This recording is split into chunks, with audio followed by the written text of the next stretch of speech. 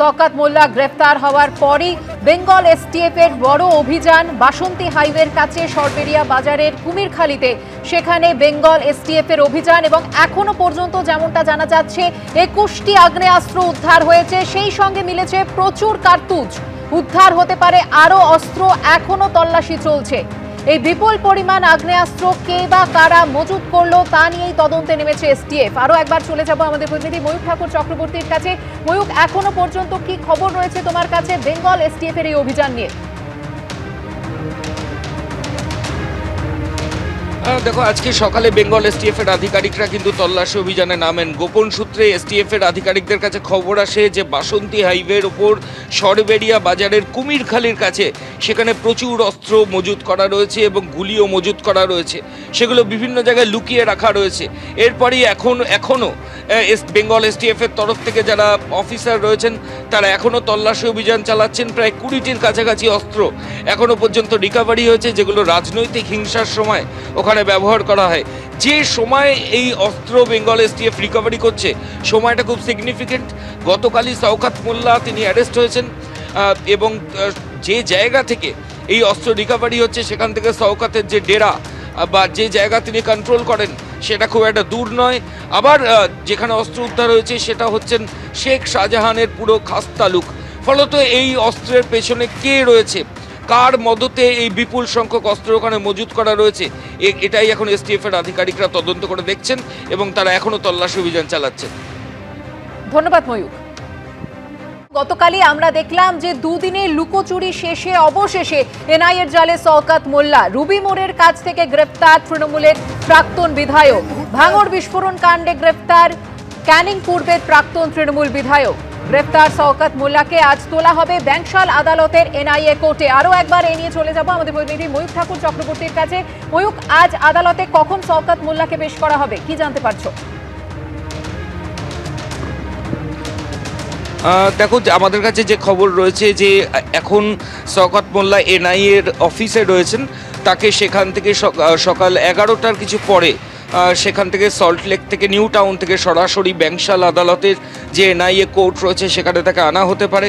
শওকতকে গতকাল রাতে পুলিশ আধিকারিকরা ইস্টার্ন মেট্রোপলিটন বাইপাসে সেখান থেকে অ্যারেস্ট করেছে এবং তারপর পুলিশ আধিকারিকরা গতকাল রাতেই তাকে এনআইএর অফিসিয়ালসরা জিজ্ঞাসাবাদ করেন। কামালগাজী এরিয়া থেকে তাকে অ্যারেস্ট করা হয়। তার বাড়ি মৌখালি, সেখানে রেড হয়। সেখানে তার ছেলেকে সঙ্গে নিয়ে ছেলেকে সঙ্গে নিয়ে পুলিশ আধিকারিকরা এসটিএফ এনআইএর অফিসিয়ালসরা তল্লাশি করেন, কিন্তু তাকে পাওয়া যায়নি।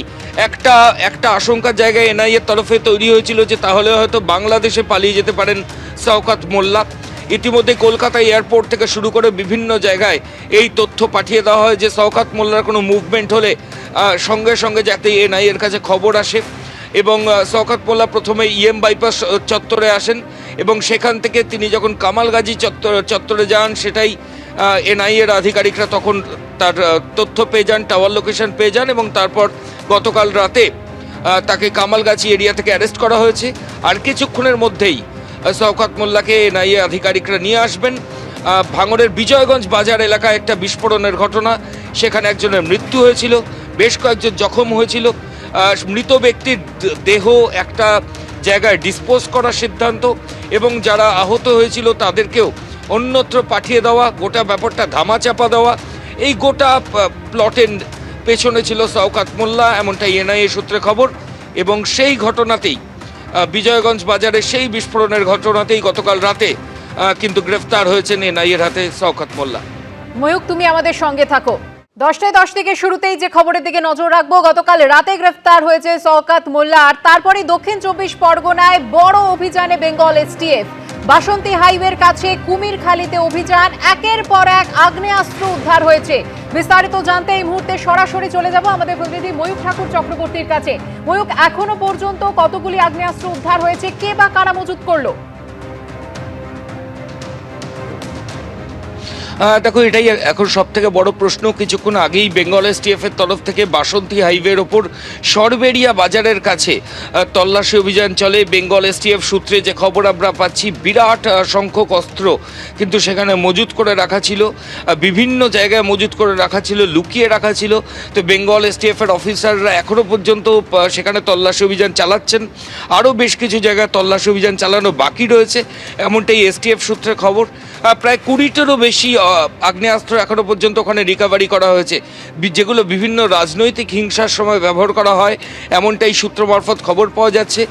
তবে কোথায় এগুলো মজুত করে রাখা হয়েছিল সেই জায়গাগুলো এখনো পর্যন্ত পুরোপুরি পরিষ্কার নয়, কারণ এসটিএফ এর তরফ থেকে এখনো অনগোয়িং চলছে। এখনো এই তল্লাশি অভিযান, এখনো এসটিএফ অফিসিয়ালসরা বিভিন্ন জায়গায় এই কুমিরখালী সরবেরিয়া বাজার সংলগ্ন যে জায়গা সেখানে তল্লাশি অভিযান চালাচ্ছেন।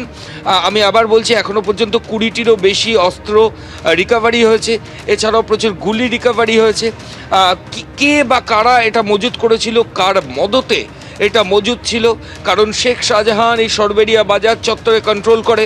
আবার সেখান থেকে কিছুটা দূরেই ক্যানিং, সেখানে শওকত মোল্লা গতকাল রাতে এনআইএর হাতে গ্রেফতার হয়েছেন। ফলত কার মদতে এই বিপুল সংখ্যক অস্ত্র এখানে সরবেরিয়া বাজার সংলগ্ন এখানে মজুত করে রাখা হয়েছিল, এখন সেটাই সব থেকে বড় প্রশ্ন, এবং সেই প্রশ্নেরই উত্তর খুঁজছেন এসটিএফ এর অফিসিয়ালসরা। একেবারে ময়ূক, তুমি আমাদের সঙ্গে থাকো। এবিপি আনন্দ, এগিয়ে থাকে, এগিয়ে রাখে।